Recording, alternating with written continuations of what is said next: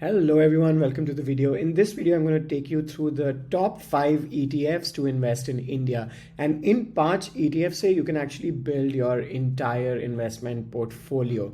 Now, the first ETF that we have on the list is Nifty Beast, which is Nifty 50, which invests in the top 50 companies in India.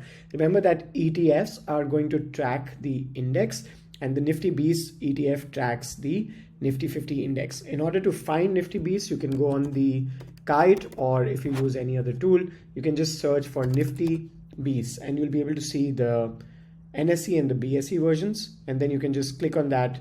If you click on the buy button, you can then see the price, put in the quantity and make an order. This is how you can directly buy this ETF right on Kite or whichever brokerage account that you use. Okay. One important thing is if you look at the fundamentals, you can also see all of the 1 month returns, 1 year returns, the expense ratio and tracking error, which are the two most important metrics when you look at an ETF. The expense ratio is going to tell you how much of the returns are you going to lose to the fund house. So in this case, it's going to be 0.04% returns to Nippon India Fund House, which is pretty low. For all of these ETFs, you'll find that the expense ratios are pretty low because I've picked those ETFs. And Nifty Beast is the oldest ETF of Nifty 50 in our country. So there is a good age associated to this ETF as well. The tracking error is 0.04%.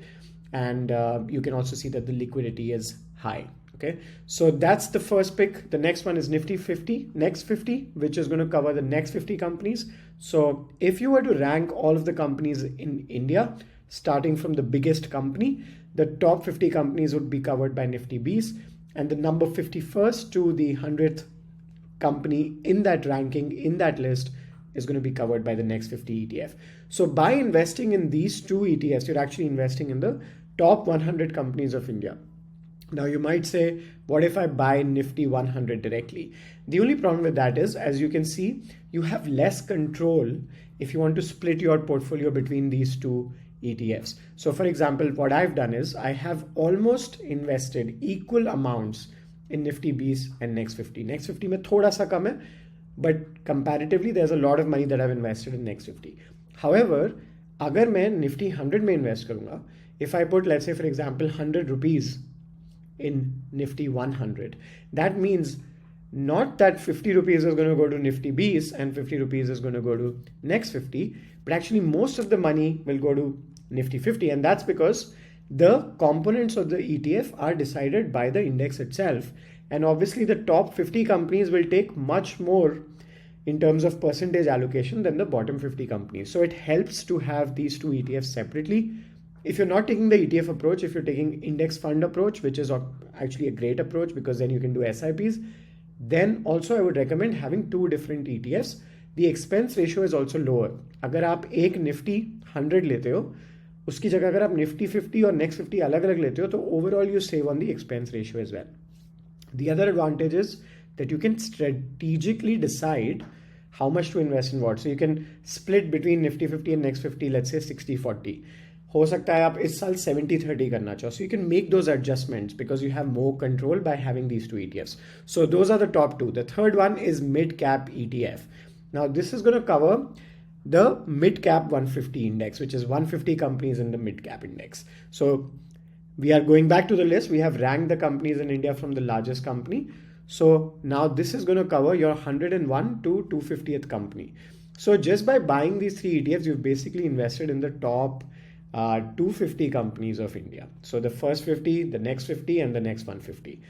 तो जैसे जैसे India grow करेगा, you're basically betting on India's growth as an economy. As India grows, your money will grow, and this is the index investing approach, and you're buying the index using ETF as an instrument. You could also buy the index using index funds as an instrument, which I would highly recommend because you can run an SIP. It says that I like ETFs and I buy ETFs. Okay, so there is a kick that I get. Kick मिलती है मुझे ETF लेने से, which I also enjoy because I can see, okay, 2% down in Next 50, I'm going to buy more. But that's because I've trained myself to do this and I've just been buying ETFs for a very long time. If I was given an option to sell this and have a better approach to investing, I would rather do index funds. So अगर आप start कर रहे हो, अगर आप beginner हो, index funds are highly recommended.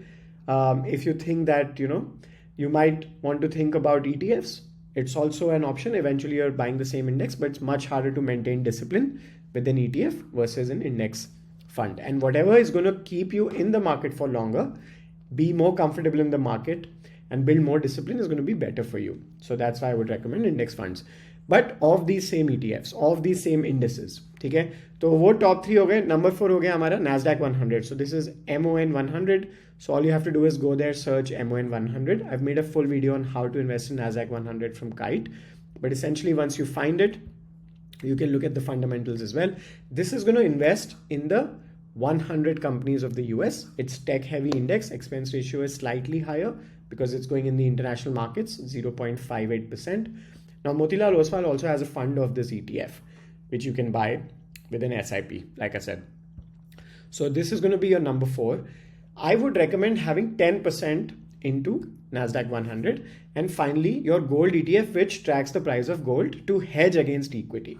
So in 5 ETFs के साथ, you can actually build a beautiful, well-balanced and diversified portfolio just with these 5. And actually you can see most of my money is basically in these 5 ETFs. Okay. So how do you split your percentage? Let's talk about that now. How do you design your portfolio? So I would recommend keeping 10% for Nasdaq 100 for diversification, keeping 10% for gold ETF for hedging against equity. So now you have 20% down. Now you have 80% left. Now with that 80%, you can decide based on your time horizon and risk appetite. So 80%, how you could split an 80%. Now this is just an example how you could potentially split the 80% is by putting 40% into Nifty 50, 20% into Next 50, 20% into Mid Cap. Alternatively, what you could do is 30% into Nifty 50, and then you could put 25. Or you could also potentially do, if you don't want to take so much risk, you could do even 40% in Nifty 50, 30% in Next 50, and just 10% in Mid Cap, just to tap into the growth of mid cap companies. So as you're willing to expand your risk a little bit to tap into the growth of mid cap, you can increase your allocation accordingly into mid cap. And that is a simple guide to how to design your portfolio. If outside of this, you are even willing to take a little bit more risk and maybe want to tap into the small cap, then I don't recommend buying an ETF or even an index fund. For small cap, I recommend buying an actively managed mutual fund because it's a bigger universe of companies. It's a bigger universe of stocks to deal with, and it helps to have a fund manager. Versus these large cap companies like Nifty 50, Next 50, even actively managed mutual funds, most of them are not able to beat the index. So it's better to track the index rather than trying to beat the index and failing to beat the index by putting an SIP into a large cap fund, actively managed fund, and also paying more expense ratio, because the expense ratio of an actively managed large cap fund is going to be higher than the index fund or the ETF itself. ETF, by the way, is the cheapest way to invest in the index because the expense ratio is going to be lowest. So these are the 5. This is how you design the portfolio. And with this, you can actually build a portfolio which can help you sleep better at night, because you don't have to worry about individual companies. You are paying very little expense ratio and you have a portfolio design in place accordingly, which according to that percentage, as per your portfolio design, you can just keep rebalancing these 5 ETFs from time to time. So 6 months or 1 year, you just have to basically check your portfolio once, rebalance it, and your portfolio will grow as the country grows, which it is growing, and it will continue to grow in my opinion. So that's how I would build a portfolio with these top 5 ETFs of India. Thank you so much for watching. If you want more videos related to ETFs or index funds, just leave a comment on this video. If you have any questions, feel free to ask. If you want to share this to someone who is probably stuck with picking individual companies or wasting a lot of time in charts, because remember, life is way outside of these charts, then do share this video with them, and I'll see you in the next one. Bye.